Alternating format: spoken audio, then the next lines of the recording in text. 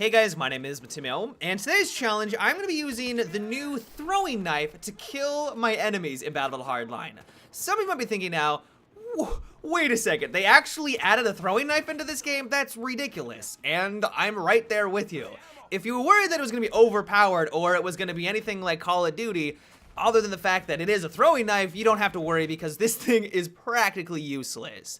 And so the way that the throwing knife works is that it is a one-shot kill if you're able to successfully hit an enemy. Doesn't seem to matter where you hit them. Over the many hours that I was using it and running around with it, I never got a hit marker. And so I could be wrong with this, but it seems like this throwing knife is actually slathered in deadly quick-reacting poison because it seems like even if you hit them in the toe, you're going to get that one-shot kill. It does make sense though, because that is the only nice quality that is associated with this quote-unquote grenade type. First of all, you have to deal with the slow travel speed and the gravity that is associated with it. You are throwing something here. This is not going to travel at Mach 5. It's not a bullet. You're not firing a weapon. And so if you have an enemy that's even 10 feet in front of you and they're moving back and forth, you actually have to predict where they're going to be. On top of that, and this is the real deal breaker here and why I think it's pretty much useless, is that there is a very long wind-up time. It takes you about a second or more to actually fling this thing down range. Because the time to kill is crazy fast. I forgot how fast the time to kill was in Battlefield Hardline. Everything in this game almost kills you instantly. If you get into a firefight, I mean, we're throwing stuff here. If you get into a conflict with an enemy and he starts and you see each other at the same time and you start at the same time, there is no way you're coming at that alive. He has to be one of the worst players in the game, or just completely oblivious, if you have any chance of succeeding and actually landing that knife kill.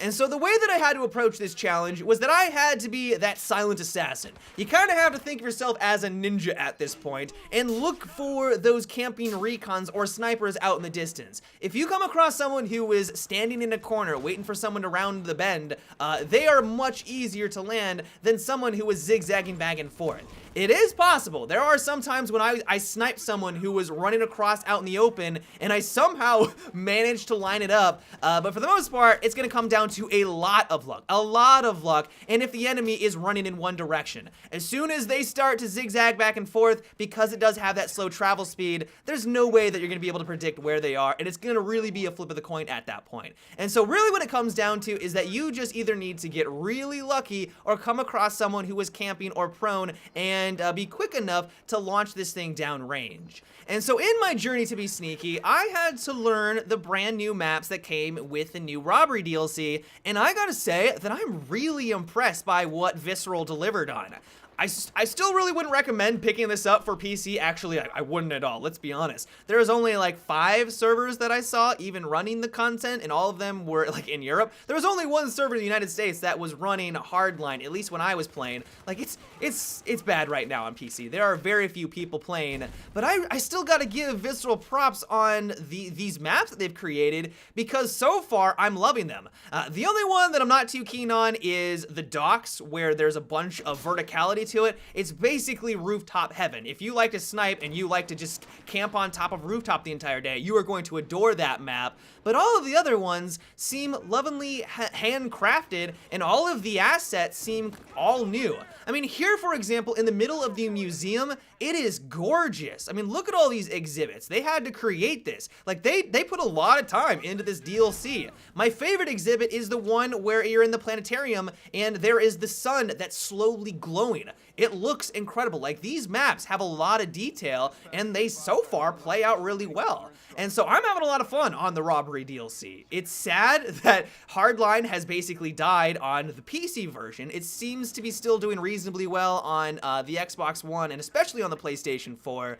But yeah, it's not looking good on PC right now. Another thing I have to praise them on is that they actually brought brand new weapons 100% for free for anyone that just jumps on in and plays the game. I think there are 7 free new weapons alongside 4 that come with premium. So 4, of course, you're gonna have to pay for, and that comes with the maps. But it seems like Visceral is really doing their best to try to enhance and bolster their community. They realize that it's struggling right now, and they want to bring people back, and one way of doing that is, of course, to give them shiny new toys to do so. And so there are 7 new weapons to play with on the battlefield, and if you look at all of the other weapons that were in the game, I mean, there was not a lot of guns at release. This is a significant amount of new weaponry. And while I have no disillusion that this is gonna save Hardline, like, let's be honest, like, this will probably bring people back, but it's not gonna by no means all of a sudden become the next big esports game. It's not gonna get thousands upon thousands of people returning, but it is a nice gesture on the part of Visceral, and it makes it clear that they want Battlefield Hardline to succeed. They want people to come back because, of course, they're creating content. They want to make a fun game for the people that are playing, and this is a great way to handle it. But as for the challenge itself, while I still stand by my stance that it is pretty much useless, I mean, every other grenade type is going to far exceed the effectiveness of the throwing knife, it is still one of the most satisfying and also one of the most humiliating ways that you can kill your enemy. If you are able to line up all the things that do need to line up for you to be able to secure a kill and to get that nice kill notification, it's really satisfying. Especially when I snipe someone who was a good 50 meters away, I could not stop laughing because of the absurdity of it. Like, this is just a really fun grenade or throwing knife to use. It's just really enjoyable, and I guess at the end of the day, that is the hallmark of just having a fun new game mechanic. And while I know it's gimmicky, and I know a lot of people are gonna say that this is just them copying Call of Duty, and I can't really argue with that. It's fun, it's interesting, and really at the end of the day, it's not gonna completely change the way that you play Battlefield Hardline, and it's more of just a fun way to take out your targets.